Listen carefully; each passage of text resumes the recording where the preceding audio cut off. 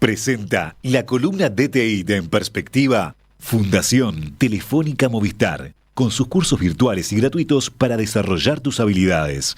Y Lenovo, para cada necesidad, elegí lo mejor en tecnología.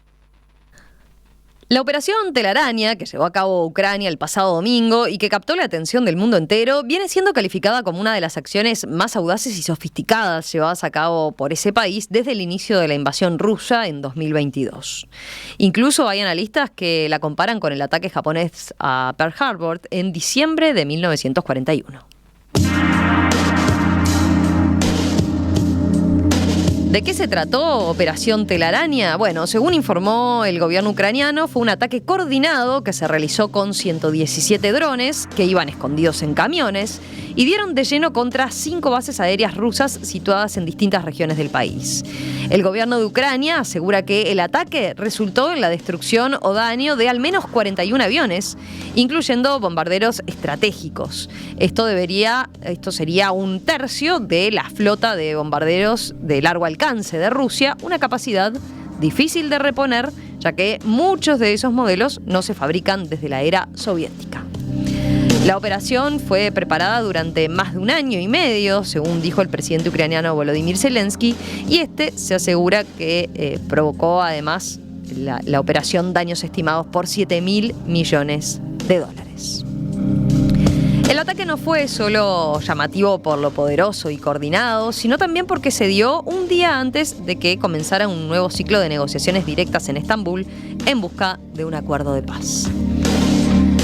Sobre este ataque y sobre lo que significa en el marco de una guerra que ya lleva más de 3 años y no parece tener un final a la vista, vamos a conversar en los próximos minutos aquí en Perspectiva con Ricardo Barbosa, capitán de navío retirado, magíster en Estrategia Nacional, licenciado en Relaciones Internacionales, Ciencia Política y Sistemas Navales, docente universitario y colaborador aquí en Radio Mundo de La Hora Global o en varias oportunidades acá también en Perspectiva. Ricardo, ¿cómo estás? Buen día, ¿todo bien? Buen día, Romina, buen día a toda la gente que nos está apoyando, a los espectadores y a los escuchas. Bien, por suerte, bien, viendo esto, que de repente puede ser un poco negativo, pero le voy a bajar las expectativas de lo que estuviste diciendo.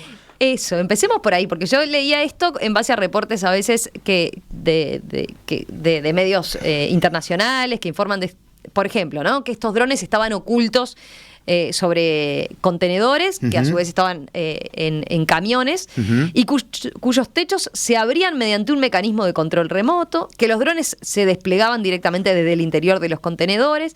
Bueno, parece como medio cinematográfico, muy de película. Ahora, ¿qué nos podés contar de este ataque en sí? ¿Fue tan así? ¿Hay un fuerte factor, digamos, de propaganda involucrado? ¿Cómo lo ves? A ver, propaganda hay de los dos lados, es Siempre. un extremo y el otro extremo.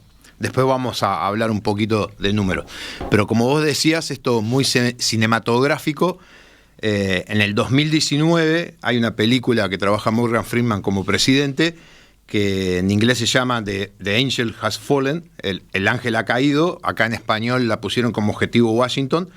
Y él va a pescar y desde un camión que está estacionado un poquito lejos salen un montón de drones. De esos drones hay 2 grupos de drones en especial, los kamikaze que atacan a la custodia, y después hay un dron que es el que controla con identificación facial que busca a Morgan Freeman para atacar a Morgan Freeman. Eso 2019. 2019. En el 2011 yo tuve una conferencia con un coronel de la Fuerza Aérea Francesa que era responsable del control de los vuelos sobre el Mediterráneo para la OTAN. Todo lo que salía de África hacia Europa. Y él nos planteaba que el gran problema que tenían en 2011 era el tema del dron, porque el Mediterráneo lo podía cruzar, y el otro miedo que tenían era que un grupo de drones atacara a alguna autoridad, rompiera el blindaje del vehículo y después adentro del vehículo se metieran drones explosivos. Si buscas en internet, hay propagandas desde hace mucho tiempo, que ahora los chinos sacaron un avión, que el avión va volando y va lanzando los drones. Entonces, esto no es nuevo, se viene desarrollando porque vos con poca inversión, comparado los $2.000 millones que vale un avión de estos que destruyeron, vos podés destruirlo. Entonces, como siempre se dice, vos haces la guerra con lo que tenés, no con lo que te querés. Ucrania, en una relación casi de 1-11, desde que empezó la guerra ha tratado, y venía desde antes, tratando de hacer innovaciones tecnológicas vinculadas al tema militar, para la industria militar, para vender, para abastecerse y para generar una defensa que pueda ser, que no va a cambiar la guerra, por esto no va a cambiar la guerra. Lo que sí es un golpe, lo que se llama el nivel estratégico. El nivel estratégico es el nivel de toma de decisión.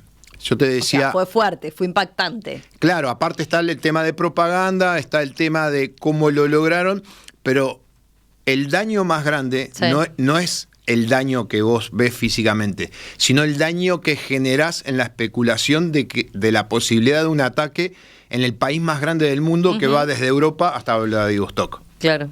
Entonces, no todos... Hay un libro de Graham Allison que se llama La esencia de la decisión, que es un estudio de la crisis de los misiles en Cuba, y él lo divide en 3 planos: los gobernantes, como dicen, la burocracia y el que está en el terreno.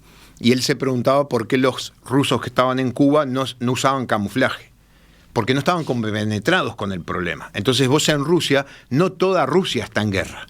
Para los que están en Vladivostok lo ven por la televisión, para los que están cerca del frente, sí.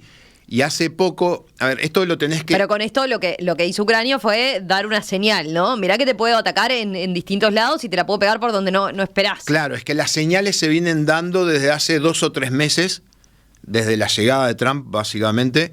Hace un mes y medio, todos los países occidentales que dan misiles de largo alcance y que los tenían controlados, o sea, no les permitían usar el máximo alcance que tenían, levantaron esa barrera. ¿Cuál es el problema para Rusia?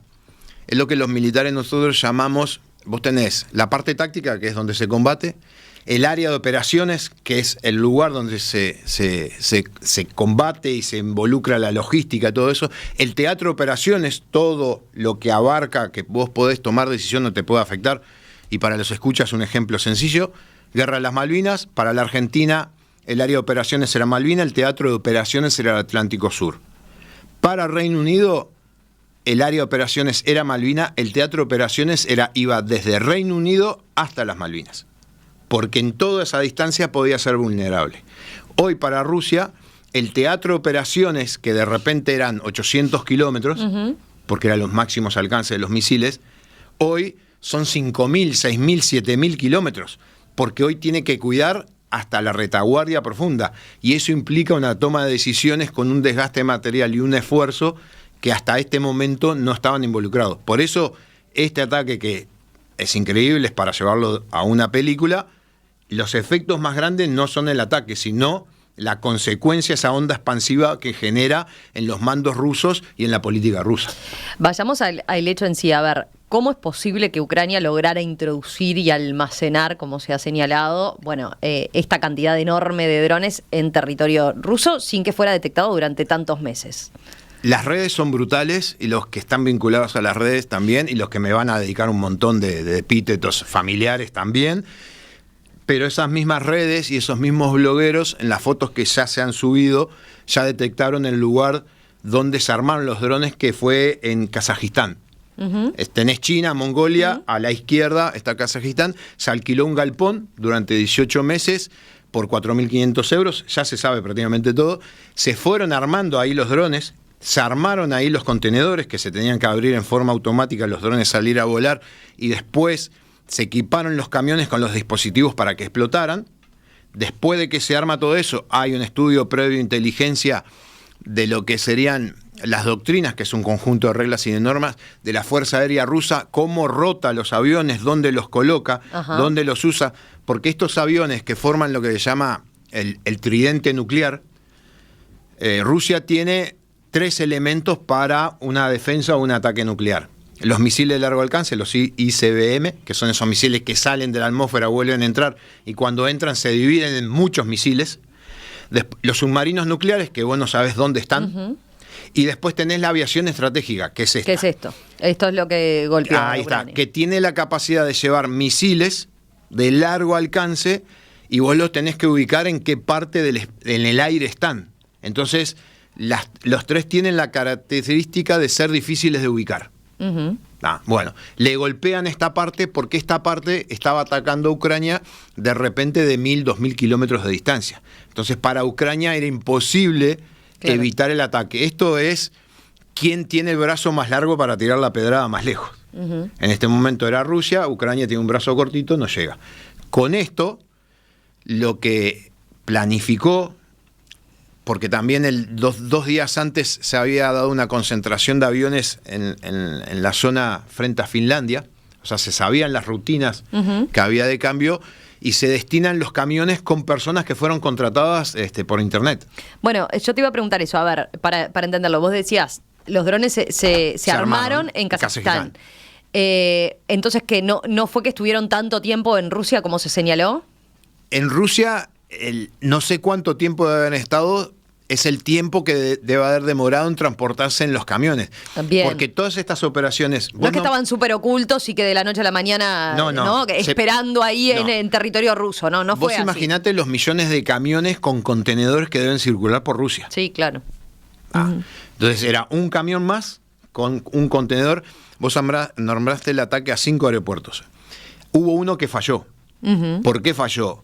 Porque hubo un problema cotidiano, parece que hubo un accidente de auto o algo por el estilo, y la gente se dio cuenta, y se ven los videos de la gente atacando al camión y atacando los contenedores para tratar de romperlos porque se dieron cuenta que había algo raro. También en los detalles... Ahí estamos viendo imágenes que publicó el gobierno ucraniano, ¿no? Sí. De cómo se dieron esos ataques. Digo, para los oyentes, para los que están mirando, para los que están escuchando, capaz, que si quieren pueden ver de qué estamos hablando en la web.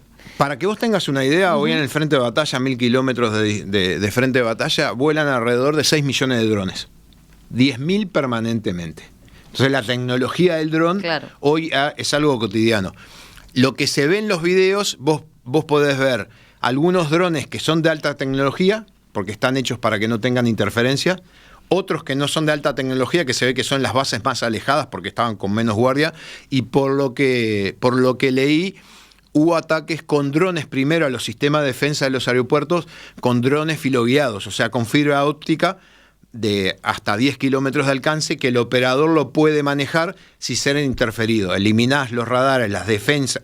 Los radares son los que guían a los misiles y a las ametralladoras para la defensa aérea. Eliminás eso, queda lo otro bloqueado y permite que los drones ataquen. Entonces, lo que se va a saber con el tiempo es cuánto tiempo estuvieron los camiones en desplazarse en esos lugares, y los choferes eran contratados. Fue una persona que contrataron por internet, le dijeron en tal lugar, en tal estacionamiento, de tal lugar de parking, hay un camión, las llaves están en la administración, ese camión que lo llevas a tal lado, en tal lugar, te va a recibir una persona y te va a pagar o te va a decir tal cosa. Y así fue el traslado de los camiones. Y ahí fue, mediante inteligencia artificial, ¿no? Se abrieron las tapas de los contenedores y ahí salieron los drones. Ahí empezaron a salir los drones. Primero... Por eso una pregunta que yo me hacía, por ejemplo, ¿cómo hicieron para la carga de los drones? Por lo que decís, por el tiempo no hubo problema en ese sentido, ¿no? No, porque la carga de los drones en realidad estamos hablando de 40 centímetros en la parte de arriba del contenedor. Todo abajo llevaría otra mercadería. Claro. No es, o sea, en realidad los 117 drones distribuidos en los 8 contenedores salen de la parte superior. Claro. Nada más. El resto, por si tenés una inspección o algo, es mercadería normal. Después lo que tuvo, lo que demuestra también es un nivel de manejo satelital impresionante, porque vos para eso necesitas líneas seguras satelitales entre el dron, el que lo está operando, y los que reciben la información en Ucrania. Y después los dispositivos estaban armados para que una vez que salieran todos los drones, los camiones explotaran. Y ahí se borraba lo que queda de prueba. Pero vuelvo al principio. No cambia la guerra. Sí es un golpe a una fuerza aérea que ya viene desde hace tiempo, porque la fuerza aérea rusa en Ucrania no tiene el control aéreo, no tiene el control del espacio aéreo. Ha tenido problemas, no lo tiene. Ucrania viene incorporando de a poco, ahora estuvo incorporando los F-16, ahora va a incorporar aviones franceses, Pero todo esto que estamos hablando son de la década del 80, los F-16 son de 1980 y estos aviones, algunos son creados en el 56, puestos en servicio en el 62 y algunos fueron retirados en el 90 y vuelta puestos a poner a servicio. Pero para entender entonces de qué estamos hablando, entre los aviones, decía Ucrania, fueron destruidos, de los que fueron destruidos, se habla de un tercio de los aviones que Rusia tenía para este tipo de cohetes de largo alcance. Eso sería si agarramos la máxima ucraniana de que dijo que destruyó 40. La BBC hoy publicó a través de pruebas, de fotos, 13 destruidos. Supongo que llegará a 20. Porque vos para comprobar eso necesitas, después de cada acción militar se hace una comprobación, a través de satélites, de aviones, lo que quieras, para ver cuál es el daño que lograste, para saber realmente cuál fue lo que pasó. Pero vamos a ponerle el camino del medio, sí, 20.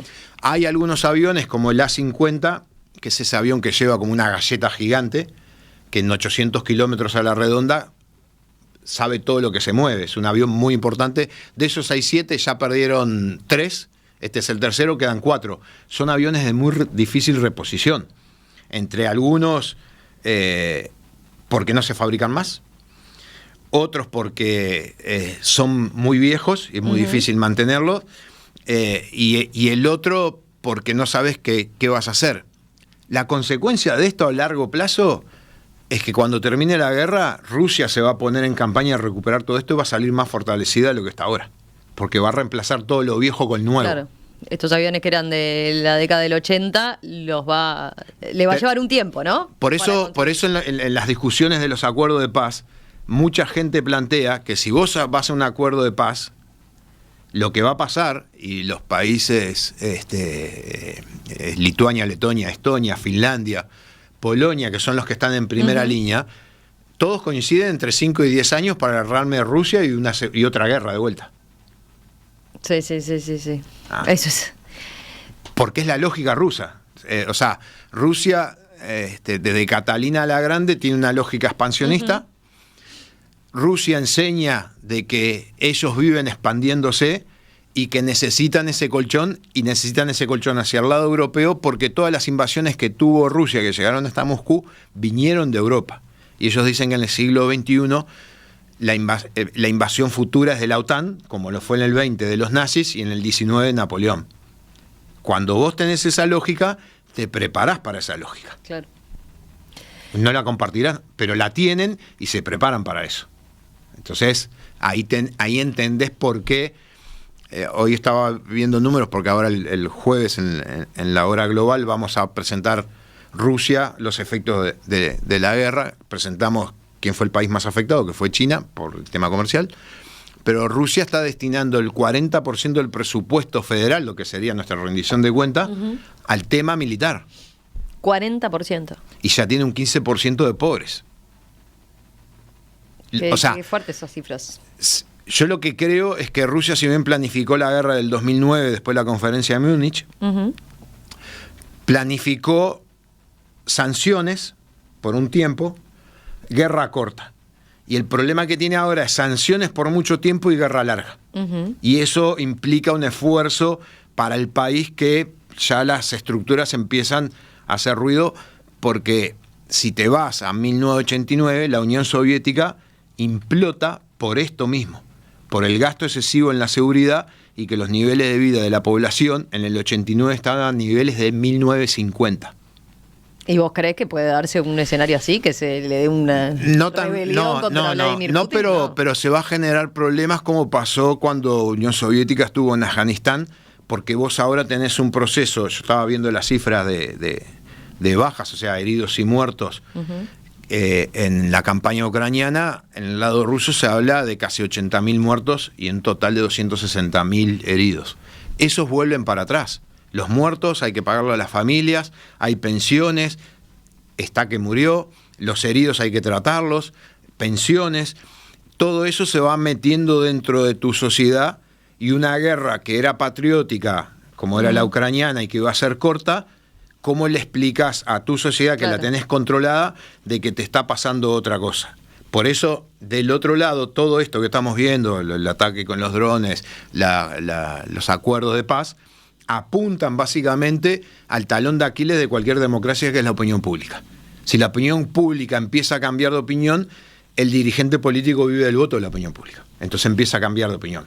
Por eso vos vas a ver... con lógica de una democracia plena. Europea. El soporte de Ucrania es Europa y Estados Unidos, con todos los vericuetos que tengas. Pero si vos alteras la opinión pública, entonces, si vos ves a largo plazo, y acá ya nos estamos metiendo un poco más en el tema de la guerra, si vos ves a largo plazo, Rusia ha tenido el problema del efecto no deseado. La guerra a largo plazo hizo que Suecia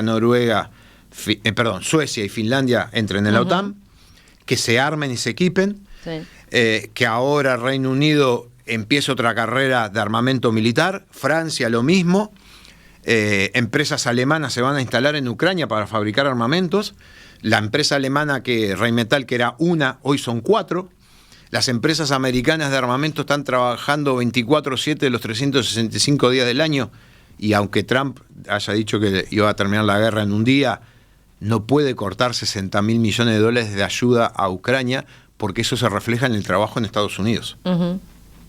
Entonces, esto, lo de los drones, sí es espectacular, sí cambia el paradigma en el sentido de que ahora tengo que cuidar todo el país, en que me va a costar seguir haciendo lo mismo, porque vamos a ponerle caso máximo de que sea el 30%, que para mí es el 10%, pero ponele que sea el 30%. Vos en la parte militar siempre tenés 3 para usar uno. Uno lo usás, uno en mantenimiento, uno en entrenamiento. Si perdieron 1/3, ahora tienen 1 para atacar y 1 para entrenar y mantenimiento. Capaz que los ataques van a bajar la intensidad, o capaz que le exigís al material que mucho más de lo que le ibas a exigir. Esas son decisiones estratégicas. Lo que hoy hablaba con un coronel español, que coincidíamos en lo siguiente: el mando ucraniano tiene visión estratégica, porque sabe que no tiene capacidad táctica, que quiere decir que en el terreno no puede ganar. Va perdiendo a un 1.5% por año.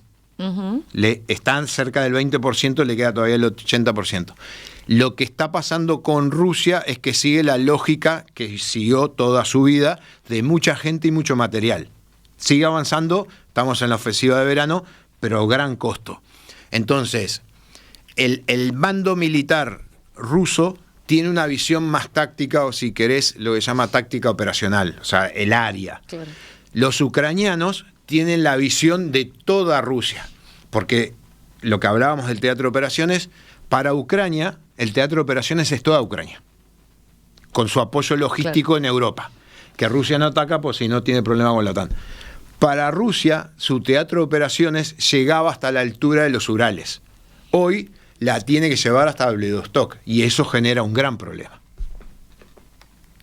¿Te interesa la seguridad informática, el diseño web o la gestión de proyectos?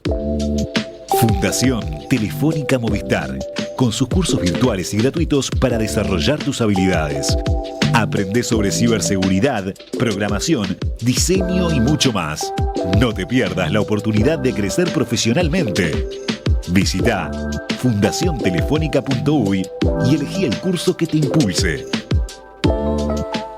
Encontrá en Star Center todas las soluciones corporativas Brother de impresión, digitalización e identificación para integradores y resellers, así como un amplio portafolio Lenovo con equipos resistentes que se adaptan a los ambientes más exigentes de trabajo y todas sus soluciones para data center. Consultanos starcenter.com.uy. Continuamos conversando con Ricardo Barbosa, capitán de navío retirado, magíster en Estrategia Nacional, licenciado en Relaciones Internacionales, Ciencia Política y Sistemas Navales, docente universitario, colaborador de La Hora Global aquí en Radio Mundo. Ricardo, tenía por lo menos 2 puntos más para consultarte a propósito de este ataque con los drones ucranianos a Rusia y esta operación Telaraña. 1. Rusia reconoció el ataque y además obviamente lo que le significó, ¿no? El incendio de diversas bases, y calificó los hechos como actos terroristas. ¿Por qué los define como actos terroristas y no acto de guerra? ¿Es relevante esto? ¿Tiene algo de importancia, de trascendencia? No, es dialéctica, porque vos desde los ataques a las Torres Gemelas, lo que logró los ataques a las Torres Gemelas fue poner el terrorismo como primera amenaza para los estados. Uh-huh. Lo que no dicen es que cada estado puso su definición. Entonces, para Rusia, los terroristas son X, para Estados Unidos son otros. Uh-huh. Entonces, decir que fue un ataque terrorista es como decir que fue un ataque contra el Estado por grupos que son irregulares y que usan el terror para difundir el mensaje, que ese es el concepto del terrorismo. Pero es para desconocer a Ucrania, o sea, para quitarle relevancia a Ucrania y su poderío. Es como si fuera un país lleno de terroristas que nos están atacando y nosotros somos los buenos que estamos atacando a Ucrania para que no diseminen por el mundo todo su terrorismo. Bien. Y después, hay analistas también que afirman que el Kremlin podría estar evaluando represalias, ¿no? Fuertes y que esto, bueno, le pudiera no salir tan bien a Ucrania, ¿no? Quiero decir, hizo una jugada que puede ser calificada de maestra, de impactante, pero que se le puede venir a cabo, ¿no? ¿Vos lo ves así? Respuesta va a haber. ¿Por qué? Porque lo que le agregó Ucrania a estas negociaciones, muy discutidas, porque si vos ves las encuestas en el mundo europeo, el mediador para el mundo europeo tiene que ser el mundo europeo, no Turquía. Uh-huh. En las encuestas, Turquía es el que está en el menor lugar. Cuando tenés una población ucraniana que pasó del 2002 de un 74% a un 38% de seguir la guerra, y pasó de un 22% a un 52% de negociar y hasta entregar tierras. Lo que agregó Ucrania en estas pseudo negociaciones, con condiciones que son imposibles de cumplir, es humillación. Porque el día después de las negociaciones, el día antes, en medio de las negociaciones, está el ataque de la Operación Telaraña, está otra vez el ataque al puente de Kerch, que una vez con Emiliano estábamos acá hablando, como fue el primer ataque, y le dije, eso fue con un dron naval, y se veía cómo llegó. Ahora dicen que pusieron 1 tonelada y 200 kilos de explosivos. ¿Cómo llegó hasta ahí? Ahí estás hablando, ahí está, este puente sobre que une con Crimea, ¿no? Crimea, Rusia. Ahí tenés una acción. ¿Y por qué es estratégico? Porque es la forma, ¿no? De abastecer todo. Crimea y de Crimea al frente de combate. Ahí está, por eso. No fue solo el ataque, para que el oyente entienda y no se pierda, no fue solo el ataque con los drones, y que apuntó a las bases de operaciones en materia de aviones, sino este puente se dio horas antes, ¿no? Se dio horas antes, y ahí tenés un estamos viendo las imágenes y ahí tenés un buen ejemplo de algo que es exitoso propagandísticamente y falló militarmente. Porque no afectó el puente, a las 4 horas estaba funcionando. Ya estaba funcionando. Tendría que haber derribado el pilar. Se había declarado como de emergencia, pero no. No, tendría que haber derribado el pilar para que se cayera el puente. Pero aparte hubo 2 ataques más dentro de Rusia, descarrilaron un tren y volaron un puente que también descarriló otro tren. Todo eso en simultáneo. Y cerca de Finlandia se atacó una base de submarinos que hubo explosiones. O sea, es un paquete de medidas que lo que muestra el conjunto del paquete es lo vulnerable que es Rusia fuera del frente de batalla. Bien. Por eso que te decía lo de Graham Allison, del análisis de los misiles de Cuba, tendrías que ver cuán comprometidos están todos los rusos en el conflicto. Claro. Porque lo que demuestra es que no. Y Rusia es muy grande y es muy difícil de proteger. Entonces, todo este paquete que coincide con las negociaciones, porque si bien esto, lo que dijo el presidente es que se tomó la decisión hace 18 meses. Sí, después lo que dijo Zelensky, ¿no? Después que vos tomás la decisión, tenés la fase de preparación. Después tenés que ver cuándo estás listo. Y después tenés que ver cuándo tomás la decisión para usarlo. Acá, por lo que yo leí, la decisión fue por una decisión militar de concentración de aviones que coincide con las negociaciones. Bueno, ¿te parece? Hacemos una pausa. Dale. Y hablamos de eso, de las negociaciones. Dale. Concretamente, y cómo impacta esta noticia y estos ataques que se están dando por parte de Ucrania en medio de las negociaciones, y un panorama más general. A ver, ¿cuánto más tenemos que esperar que siga esta guerra? ¿Qué posibilidades hay de un alto al fuego más duradero? Bueno, enseguida volvemos con eso. Drones ingresados de forma clandestina a Rusia, todo controlado por control remoto. El 34% de la flota de aviones del Kremlin destruida por 117 de estos dispositivos volados que se desplegaron directamente desde el interior de los camiones que los llevaron y que están equipados con inteligencia artificial, según anunció Ucrania.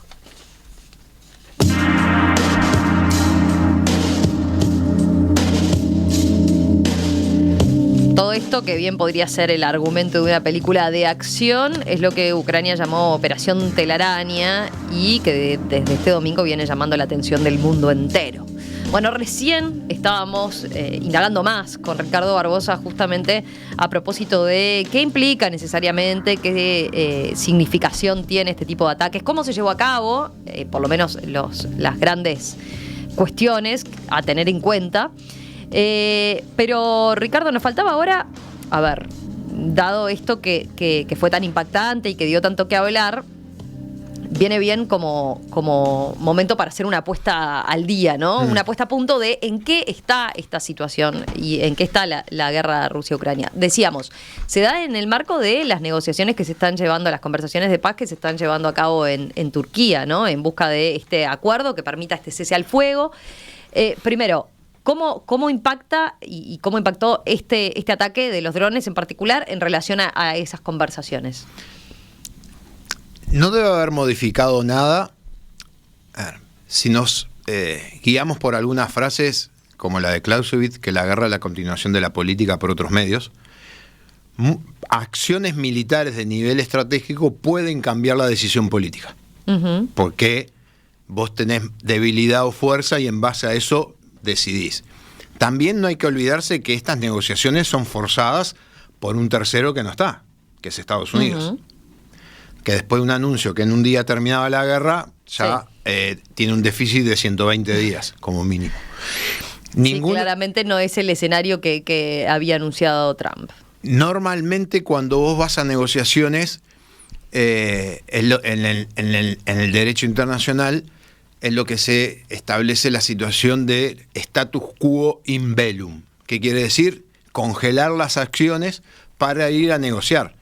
Porque normalmente cuando se saben de las fechas de negociaciones, vos haces un esfuerzo para conquistar más, porque cuando vayas a la negociación reclamás lo conquistado.